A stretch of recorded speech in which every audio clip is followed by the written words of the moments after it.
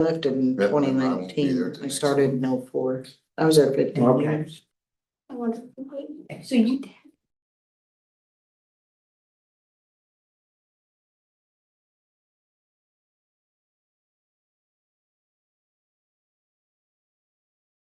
Work on the front too. Zoom and wait for her to sign in. I haven't seen her in forever. Yeah. Well, she stayed at home with kids for a long time. We want to make sure we can hear ourselves talking. We can. Yes, we can. So now exit out.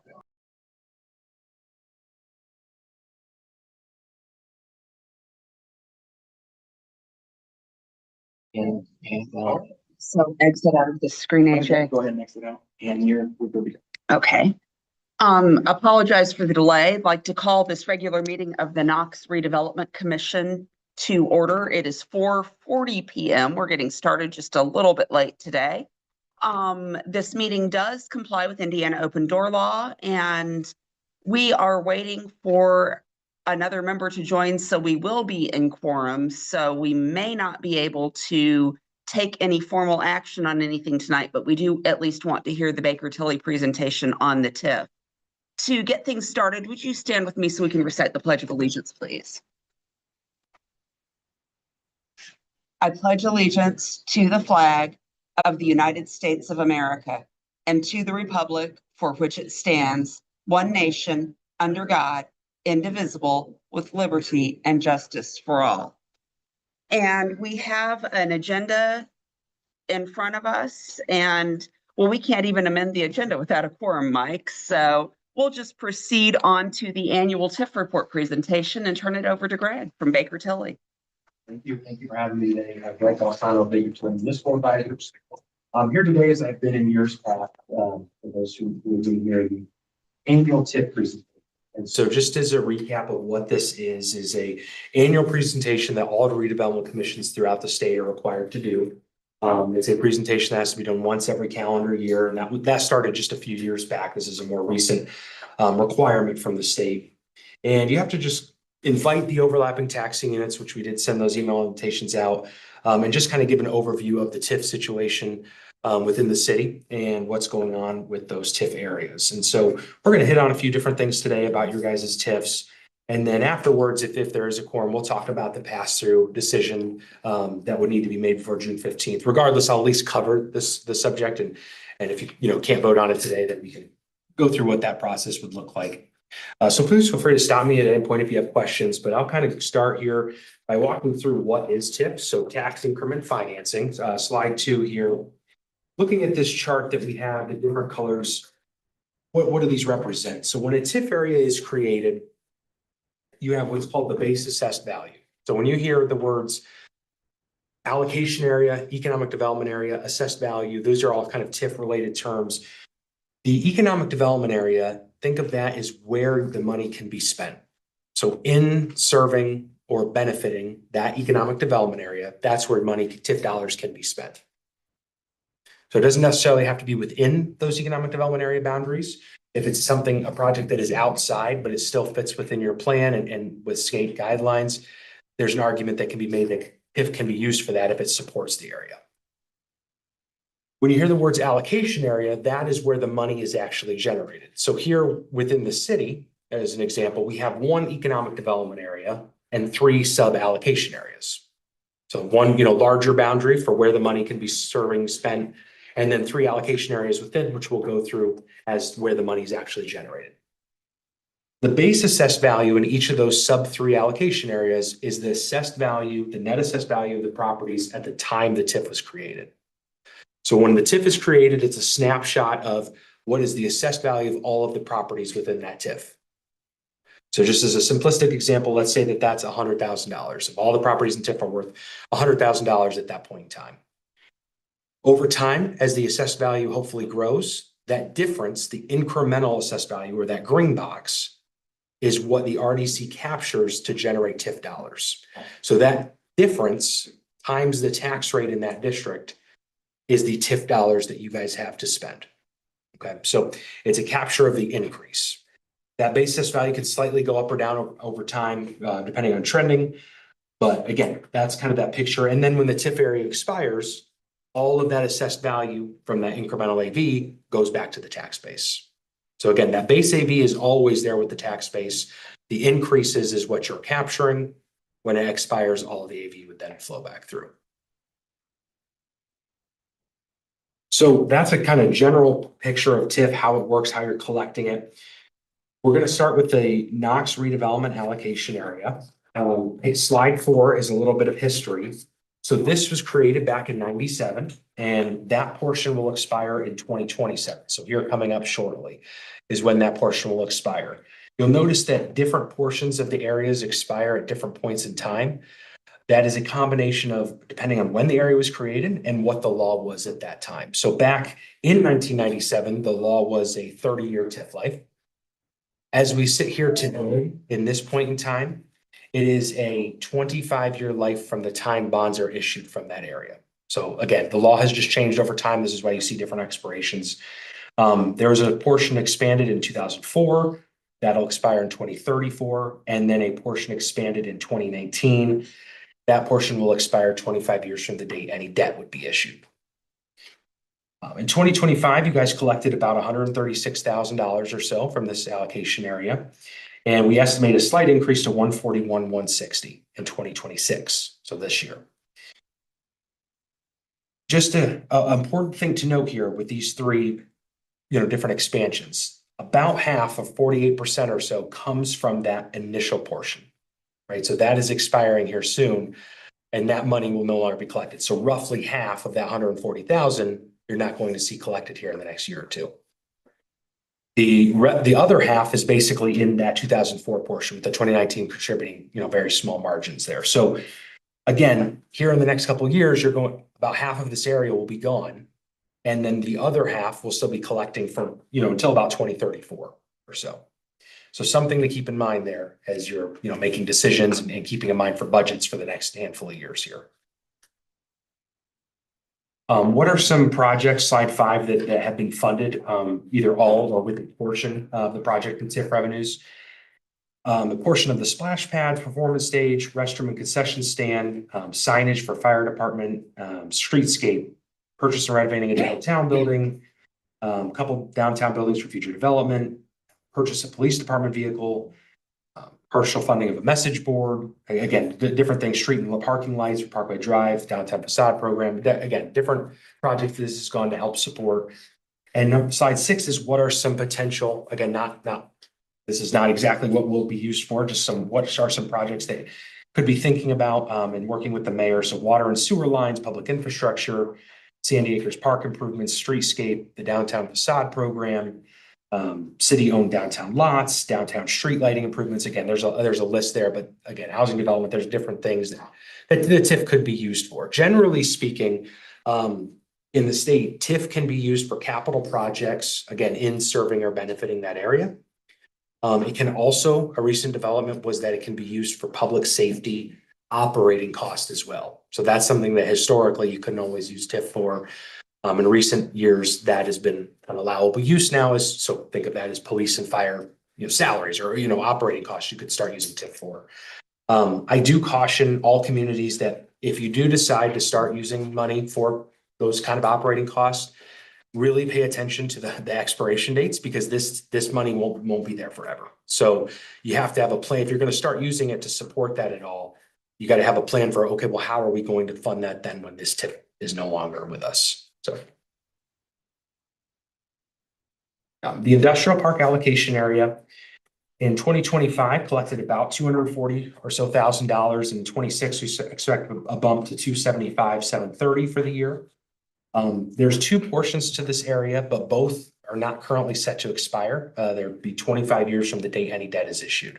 And currently there's no debt tied to this area. So they don't have a set expiration at this point in time. So again, that's $275,730 anticipated for 2026. Slide 9, this has been used to help extend sanitary sewer, and some future projects on slide 10 could use it for road improvements, water and sewer extensions, potentially to police department vehicles. That's some kind of what ifs there of how it could be used.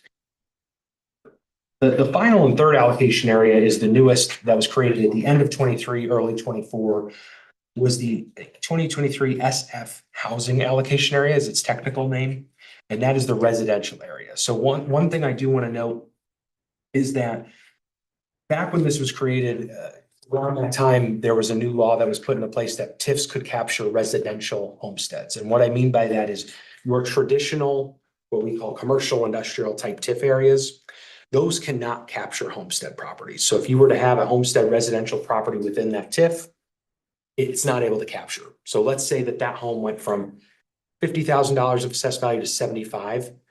That base that we talked about back at the beginning would adjust to 75, so you're not capturing anything on those homes. With a residential allocation area, it's specifically designed so you are capturing homes, right? You're capturing those specific properties to help entice future development and things along that nature. So this is a housing allocation area, again, and it will expire. It had a bit different expiration at the time, 20 years from the date any debt is issued from this. That is slide 12. Moving on to slide 13. This is just an illustration, working with the mayor. What could a budget look like for this year and next? You know, again, we'll see what would actually you guys determine. I know you have to do your spending plan each year. You'll have to do that by December 1st. You know, what is our plan for the next calendar year? Again, 385,000 between capital outlays and kind of other services charges, professional fees, different things like that. Again, just for illustration purposes. And so before I get into the impacts to the overlapping taxing units, I want to talk a little bit about the pass-through. And as I mentioned, this decision may or may not be able to be made today. But this has to do with the assessed value that you capture and thus your TIF dollars, right? So what do I mean by that? Well, every year before June 15th, which you guys have done in years past, a decision has to be made to say, do we have any excess assessed value that we would be capturing for the next calendar year? So right now we'd be looking at 2027, basically saying we don't have projects to support or we don't have the expenses, right? We don't need all the TIF money for whatever that reason is.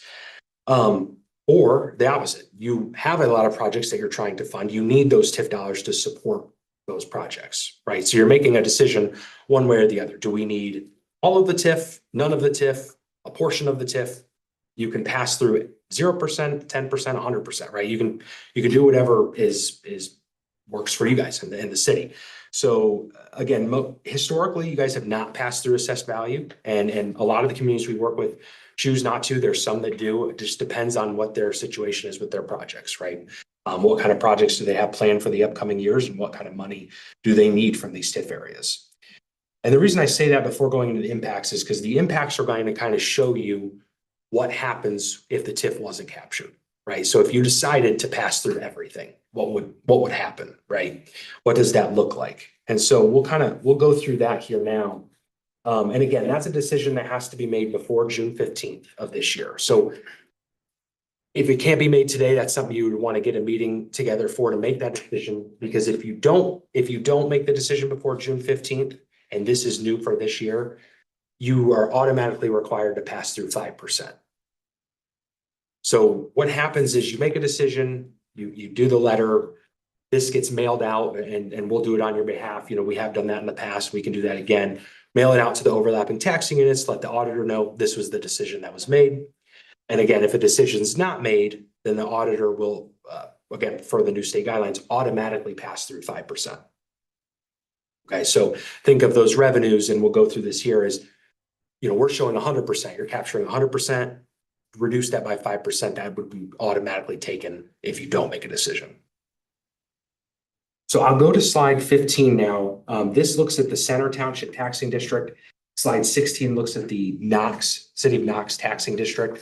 And so I'll move on to that one just because it's a little more encompassing and kind of walking through. So slide 16, and we can come back to slide 15 if we want to there. So this shows all of the taxing districts, and this is where a majority of the TIF lies in the Knox taxing district. So you have Stark County, Center Township, the city, the Knox Community School Corporation, the County Public Library, and the County Airport Authority.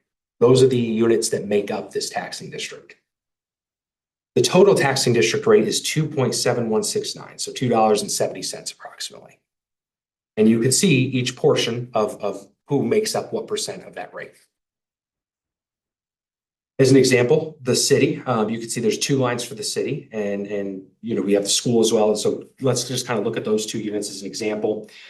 The city, you have a rate of 1.3818, a levy of $156.1 million is the net assessed value, and the levy is about 2.1 to 2.2 million there that you see. The Cume Capital Development Fund for the city, 0.0447, again, the same AV, and then 69,772 for the levy. Why are those separated out? Well, in the state of Indiana, there are really mainly two types of funds. You have levy-driven funds and rate-driven funds. A majority of the funds are levy-driven. What that means is the state sets what's called the maximum growth quotient, and that is what those levies can increase by each year. It's usually 4 to 5 or so percent a year. And so they say, okay, here's the maximum you can increase your levy by. You can go less than that if you choose to, but you can't go more than that without doing specific debt issuances or referendums or different things along those lines. So for the city, that $2.2 million, the assessed value is driving the tax rate, right? So the more assessed value you have, the lower the tax rate you need to support that levy, and vice versa. For the Cumulative Capital Development Fund, that's one of those funds that's outside of that levy constraint, meaning that if it sees increases in assessed value, there's some additional dollars generated, right? Vice versa, because that rate can remain the same if you choose to. The school corporation is an example, and again, this is the same logic for all these units, but has a levy of an assessed value of about 777.5 million. Their levy is about 6.1 million, with a rate needed to support that of 0.7858. Again, just throwing some examples out here. So in pay 2026, holding all else constant, you capture roughly 15.4 million of assessed value in your TIF. That's in that box in the middle. So when we go back to that picture we talked about, that green triangle, that's the incremental AV. That's what the areas have increased by since their creation. Take that 15.4 million times the tax rate, and you're getting your total increment of around little over $400,000, right? If you add those areas up, it's about $414,000 or so. So you're collecting $414,000. So what would happen in scenario 2, the bottom half, holding all else constant, if you decided we're not going to collect on anything next year, right? So we're passing through all of it. We don't need the TIF dollars for whatever reason. What would happen? Well, that 15.4 million of AV or so would go to the tax base, right? So look at this at the city as an example again, where we were at 156.1 million, we're now at 171.5 million, right? So what rate do we need to support that levy? It's now 1.2578, so a decrease of 0.1240, right? We need less rate to support that same levy because we now have more AV in the tax base. The Cume Capital Development Fund goes up, increases $6,880, and that's the city as an example. The schools as the example, AV increases as well. That rate is able to go from 0.7858 to 0.7704, so a decrease of 0.0154. Okay. Apply that same logic to all of the units for the total taxing district. The total rate 2.7169 down to 2.5729, so a decrease of 0.1440 and an increase in levies of 11,131. But you don't collect any of that $414,000, right? So you would collect, if you pass through everything, $0 next year, right? And it's roughly the same math if you decided, hey, we're passing through 50%.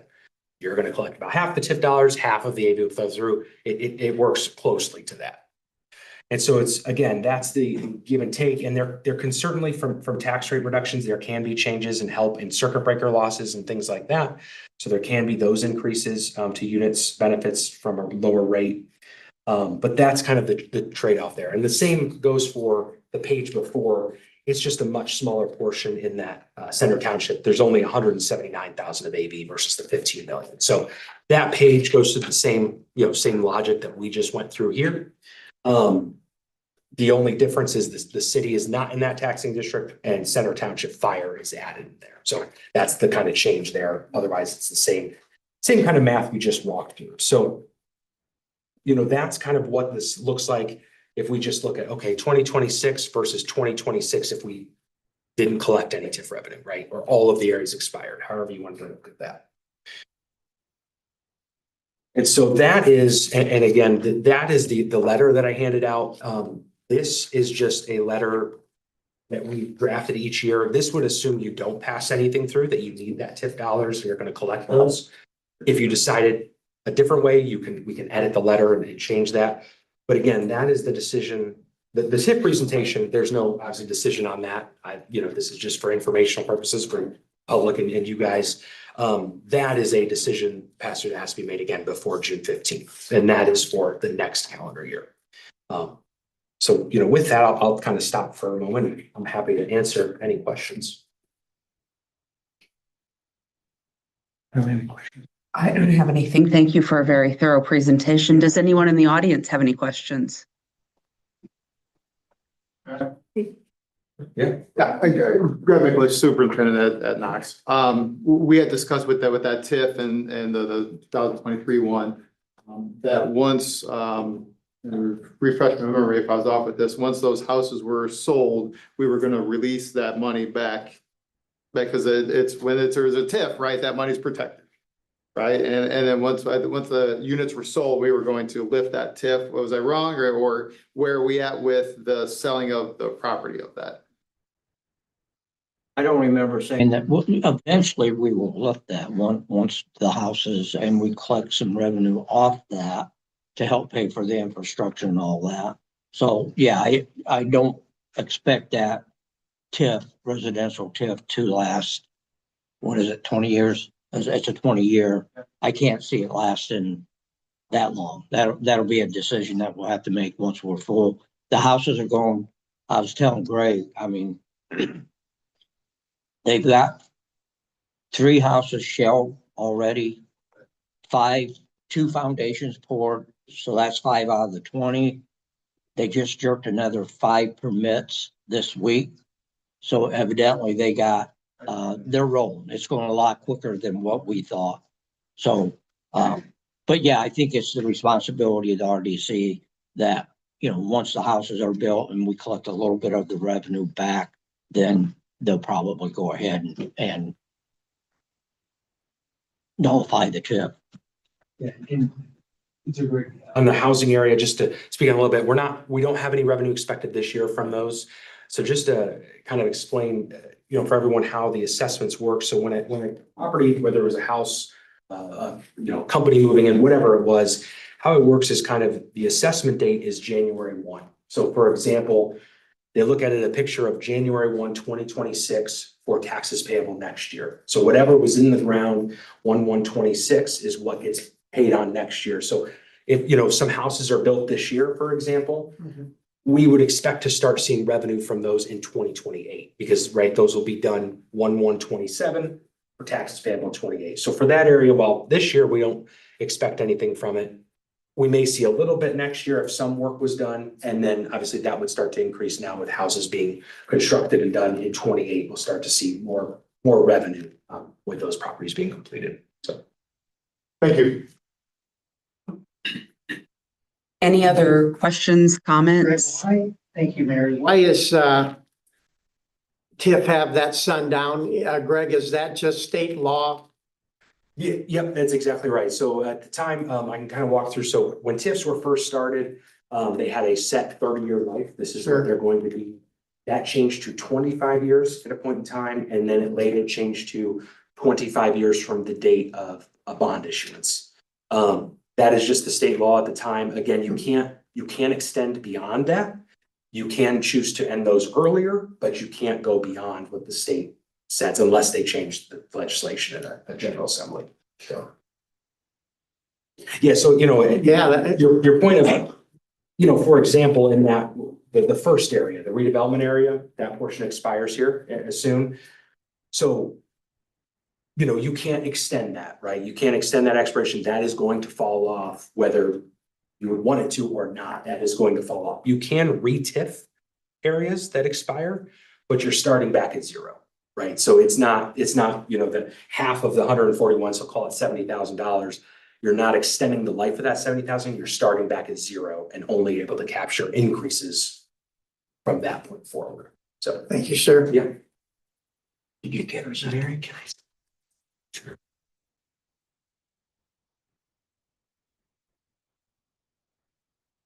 Now, Greg, question. Question, since we combined Yeah. our tips.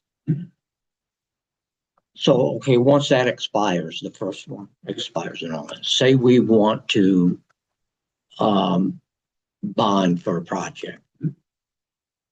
With the industrial part, Yeah. we can still use that money for like the downtown area.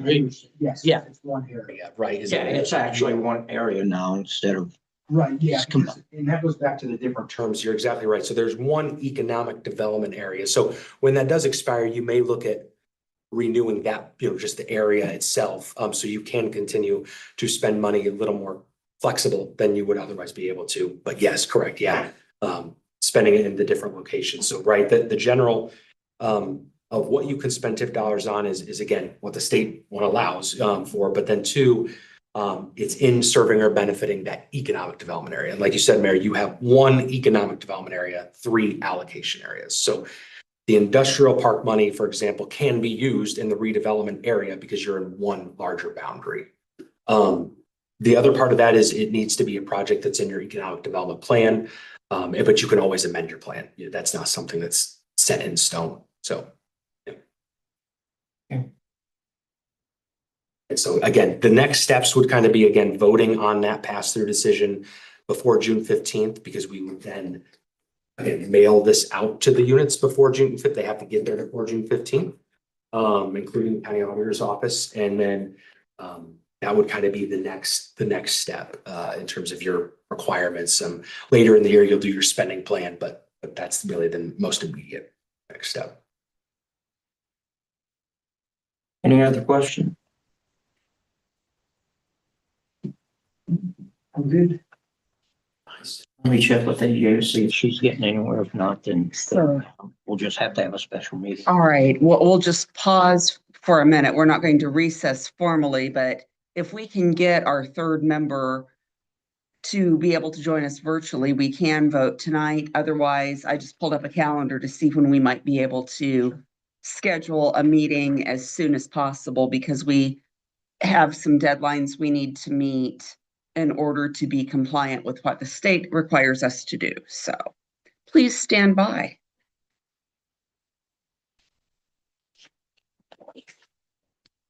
Thank you. Thank you for coming in.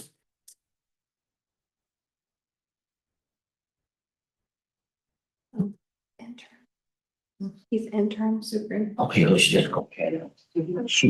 We can't get her. Okay, due to technical difficulties, we're going to have to set a special meeting.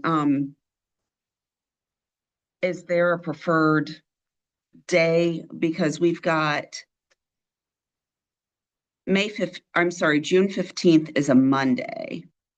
This coming Monday, the 25th of May, is Memorial Day.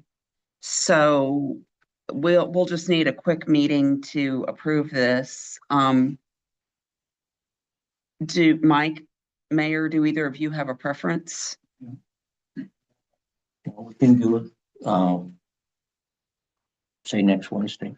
Okay, that would be the It 20. doesn't have to be at 4:30 if we can get people in here during the day or whatever, because I was going to say I've got something at 4 that day, but could we maybe meet over the lunch hour? Would that work? as long as you're bringing pizza. I will make that happen. Do we want to tentatively set noon on the 27th for a quick meeting just to approve this?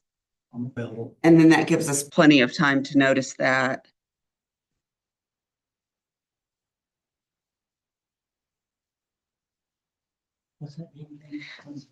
May the 27th at noon. Tuesday. Okay. So we'll plan on that. And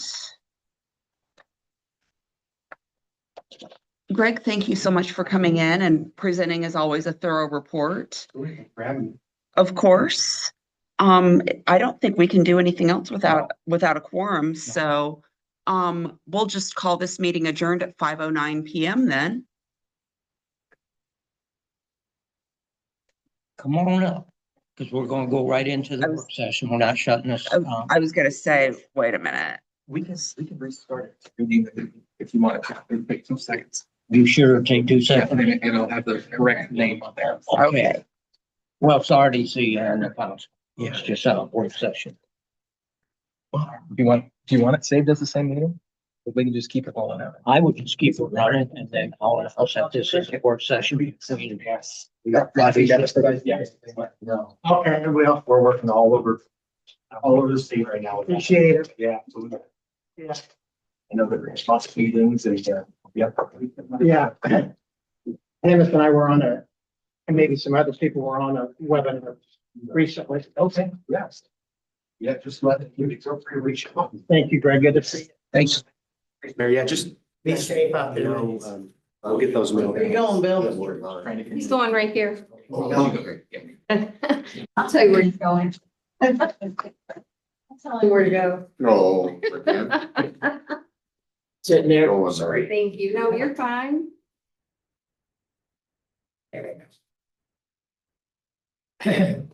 That night. There, that's better. There you go. Thank you. Good night, sir. Be safe. That's more better. My kids used to say that. Okay, I'll go ahead and, this is a, work session, between the Redevelopment Commission, Knox Redevelopment Commission and Knox City Council. It is May 20th at 5:08. And we'll go ahead and start the discussion. And basically what it is over is 18 South Main. Just gathering some ideas and stuff on how we want to redevelop that corner there. And I'll go ahead and open it up if anybody has, any conversation on that or thoughts on that.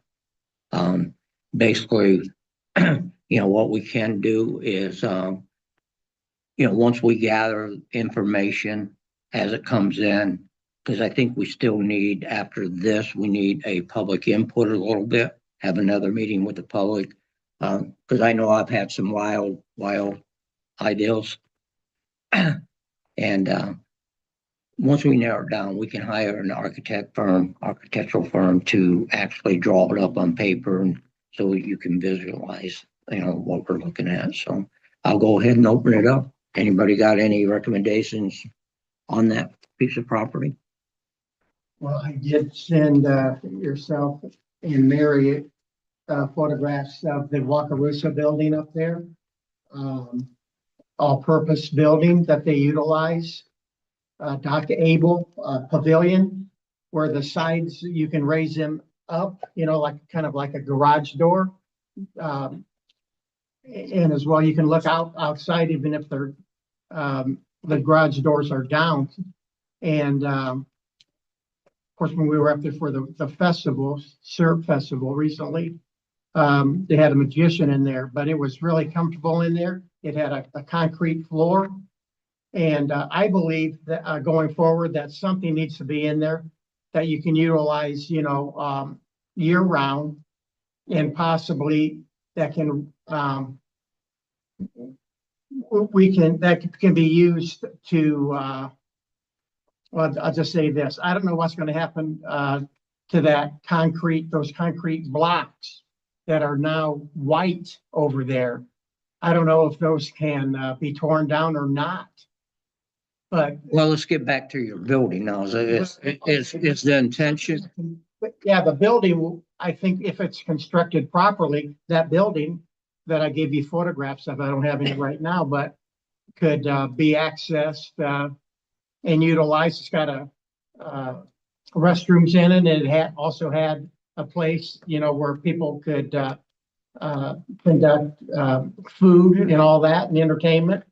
And I think it was a nice building, but is that something that is a starter for the town?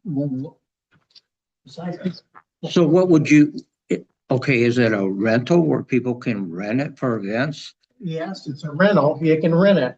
Well, here. You don't want to collide with a community center or, Yeah. as far as a rental. What size is the building, Jeff? Pretty good Yeah. size, probably about, and that's a lot of, and again, that's a lot of space over there. You could have more than one building, in that area. That is just a large space. You're also dealing with trains at that site as well. We deal with trains here, but I sent that to Mary and Dennis, and it was, because I kind of liked it. That's all. That's all I'm saying. But I thought possibly that could be a start of something, you know what I'm saying? And I don't know. I mean, it's a nice looking building and I agree we need a building on that spot. With all due respect, we've got some great parks in the city, but I don't think we need another one right in our downtown, a block from where we have another pocket park. I think we need a building. I think,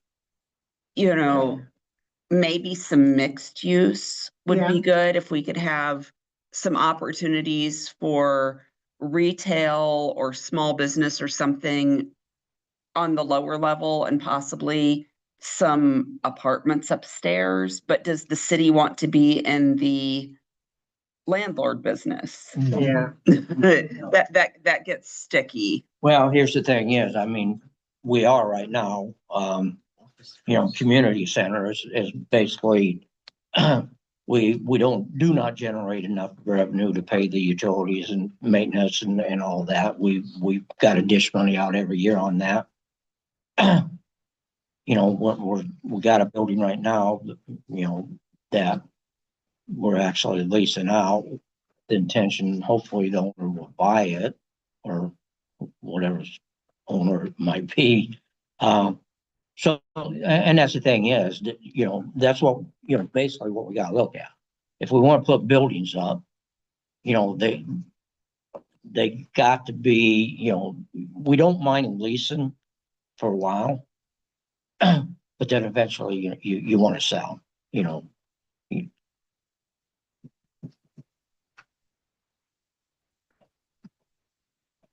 So, and that's, but that's a good discussion, I like the idea of the apartments upstairs. That is very common in downtown areas. We've got it, but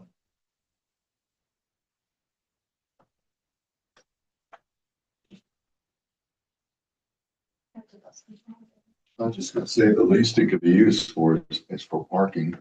I mean, that's, the lowest level of what you could use it for. I can tell you right now, I mean, a lot of people, want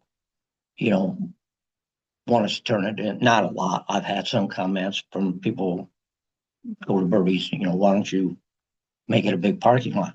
Be a very expensive parking lot, very expensive for what we got into it, and then time you you really need something that's gonna draw people downtown. You need something that's gonna draw people downtown. Not even open for supper time, so no, I wouldn't go that way at all. No, well, the thing, Plus, we inherited the two lots behind that, they use for parking. That we need to revamp that once, we settle on something. And that'll add a lot of parking right there. So, in all reality, if you look at the downtown area, community center parking lot, we have parking. It's just people do not want to walk to, they want to park right at the door. Well, did I hear you say you're going to offer valet parking, Mayor? No. Kidding. But here's the thing is, what we have to think about too is like just building or whatever we do. If we get into buildings, we're probably gonna have to bond. Now, the redevelopment commission can bond, the city can bond. Bond means you borrow the money. But if we use the TIF, the redevelopment commission, like you said, you've got to be careful on how much you bond or whatever, because we're gonna be losing revenue.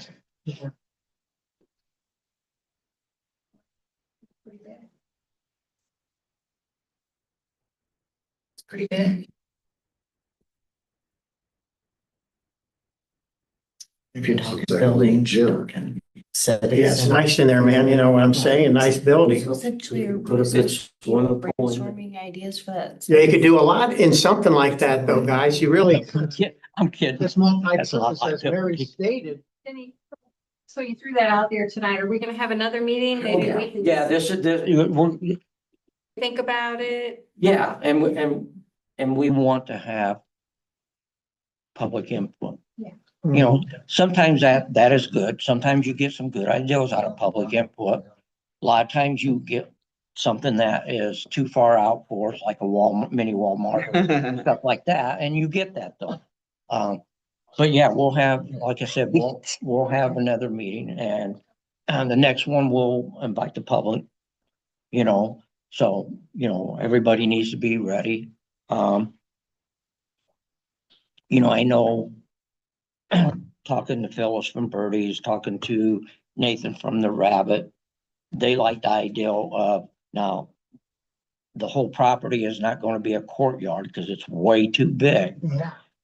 But my thought is the first 1/3 or something could be a nice courtyard and not like what we have now. It will have grand entryway. It'll have tables, fire pits where people can, you know, congregate. And if you've ever been to on a Saturday or Sunday morning, if you don't get to Birdie's early, you don't get a seat. That's right. So in the summertime, at least people can sit out, you know, like Nathan said, with his coffee shop. Buy, go down there and you know, be a place for people to congregate. You know, and then put some type of a building to fill in. You know, and I think if we do it right, I think that corner can be an asset. But we just got to do it the right way. P's and Q's in order. Exactly. And like you said, we'll get some suggestions from the public that are not workable, but someone might come up with something that really That we're not thinking. of collectively sitting here, but that could be a really transformative idea. Yeah. So, you know, and that's what it's about. You got to put something in there, same as the Moose property, that will benefit the downtown area because that's what it's about. You know, How about contacting Veritas Group? What's your thoughts on that? once we get started and know what we're going to do, if it's I going to see. be a project, then we can get because that's what they do, Jeff. They manage the Right. projects. You know, they're not going to tell us what to build. Or anything. Okay. They'll manage the project for us. But you do kind of have some ideas. Yeah. Yeah, I think we probably need to take them at least a concept before we, Yeah. you know, we might be a few steps ahead to reach out to them at this juncture, but And that, what you had on your phone, that was just from visiting another area. Wakarusa, Indiana. Yeah, So, you know, if you guys are out and about, see what other that's right. towns Yeah, offer. right. Take pictures. Absolutely. Can some kind of questionnaire be given to the public and ask them that? You can actually, What your ideas? you can actually do a survey online. You know, like WKVI, you know, Mary's good at doing that. And that is the easiest and you'll get a response out of that. Most responsive. So we can get that done. yeah, we can, you know, between social media and putting, you know, asking WKVI to share that. You know, I think we can put something together. Yeah. You know, I can, And we've had them on our website before. right. Would you, I can take a crack at maybe putting something together and we can consider it the next time we meet, if you think that would be a good starting point, or do we want to wait and hear from the public and kind of narrow it down from some of their suggestions to put a I survey would together? wait for the public and then narrow it down. Sounds good. I agree.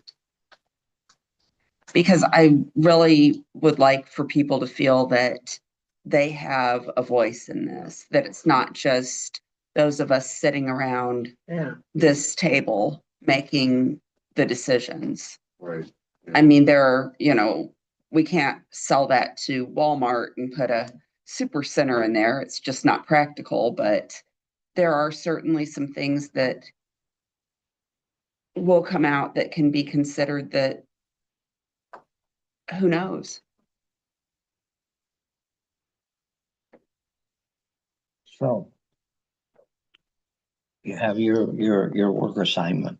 We want to meet again in a couple weeks. I don't know yet. We gotta get, if it's gonna be if we want the public input, we're gonna have to put it out there and all that, so we'll have to set a date. Probably at least a minimum of 2 weeks, so 2-3 weeks, whatever. Council on Tuesday, so. Do we want to look at something? June 1st is a Monday. So that second week of June is Monday's the 8th, Tuesday's the 9th, Wednesday's the 10th, Thursday the 11th. Do we want to look at something that week maybe?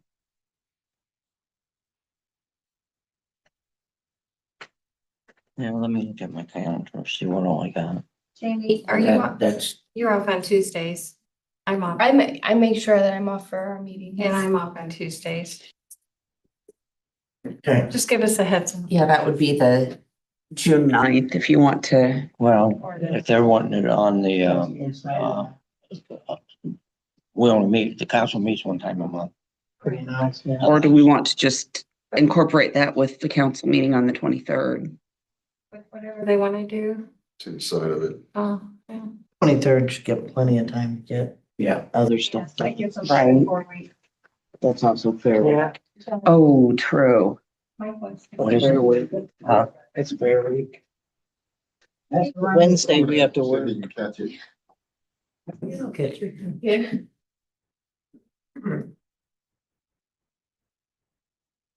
Okay. All right, yeah, just, Yeah. we'll figure it out. We've got time to decide and set something, but Yeah,